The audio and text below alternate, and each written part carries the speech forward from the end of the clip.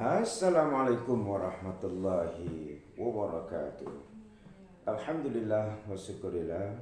Asyhadu an la ilaha illallah wahdahu la syarikalah wa asyhadu anna Muhammadan abduhu wa rasuluhu la nabiyya ba'da. Amma ba'd, faqala Allah Ta'ala fi kitabihil karim. Bismillahirrahmanirrahim. Innani anallah la ilaha illa ana fa'budni wa aqimis salata lizikri. Kajian terakhir kita adalah ayat yang ada di surat Toha ayat 14 tersebut.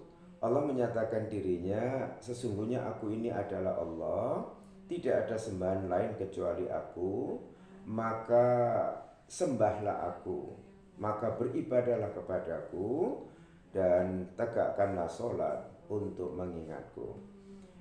Kajian terakhir itu bahwa uh, di antara bentuk-bentuk amalan, terutama yang ada di uh, 5 rukun Islam itu, masing-masing punya fadilah dan keutamaan.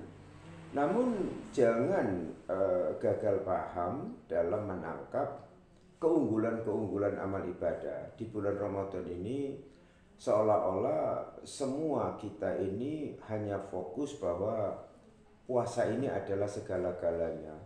Lalu ada asumsi selepas puasa ini kita akan kembali bersih dan suci, ya, dosa semua tergugurkan.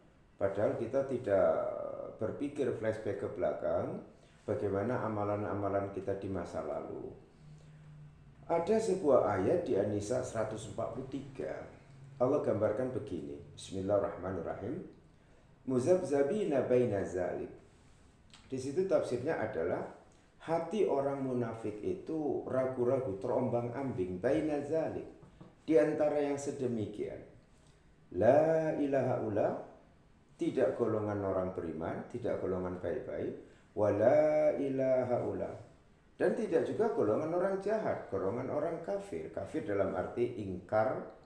Tidak sedikit orang Islam yang juga ingkar dengan tuntunan syariat Islam. Jadi terombang-ambing. Maka di situ artinya boleh jadi dengan adanya puasa ini tentu Allah ingin memberikan kesempatan, meskipun amalannya ini bersifat sekali setahun dalam rentang waktu sebulan. Boleh jadi 11 bulan yang lalu tidak sedikit manusia itu hidupnya terombang-ambing, seakan-akan berada dalam dua kutub kehidupan. Ada kalanya taat, di lain waktu kembali maksiat. Ada kalanya tobat beberapa saat, di lain waktu jahat kembali. Ada kalanya mencari rezeki dengan semangat imannya di jalan yang halal, ketika kepepet atau dalam tekanan ekonomi dan keuangan, yang haram juga digasak juga. Nah, ada kalanya komit berjuang membela yang hak, tapi ketika tidak sesuai dengan kepentingan dan keinginan syahwatnya, bisa jadi juga larut dalam mendukung yang batil. Terombang-ambing. Dengan adanya 1 tahun sekali dalam sebulan ini, kita fokus dengan hadis yang menegaskan man soma Ramadan, ya, dan hadis yang hampir sepadan juga ada mangkoma Ramadan, barang siapa yang puasa di Ramadan, barang siapa yang sholat malam di bulan Ramadan, imanan wahtisaban, panggilan imannya dan ihtisab, ya, ghufirallahu, diampunkan atasnya ma taqaddama min zambi, apapun dosa-dosa yang pernah dilakukannya di masa lalu mengklaim selesai puasa kembali suci dan bersih tanpa melihat flashback ke belakang, amalan-amalan kita di masa lalu itu seperti apa. Kata kuncinya adalah, kalaupun tergugur dosa-dosa lalu, itu syaratnya imanan wahtisaban. Kalau panggilan iman jelas, tidak sedikit orang bulan puasa ini saatnya musim beriman, saatnya musim soleh, saatnya musim takwa. Itu fenomena yang positif lah kita anggap. Bagaimana dengan ihtisab? Wahtisaban itu ada dimensi di situ. Di satu sisi ingin menggapai pahala di sisi Allah, di sisi lain menggapai pahala itu disyaratkan dengan ikhlas, ya, ikhlas demi ridho Allah. Ini sejalan.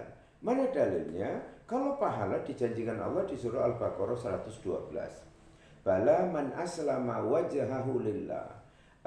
Barang siapa yang menyerahkan dirinya kepada Allah wa huwa muhsin, dan dia senantiasa melakukan kebaikan, amal soleh, falahu ajruhu inda rabbi, maka baginya dapat balasan pahala di sisi Tuhannya. Jelas, amalan apapun memang berharap adanya pahala.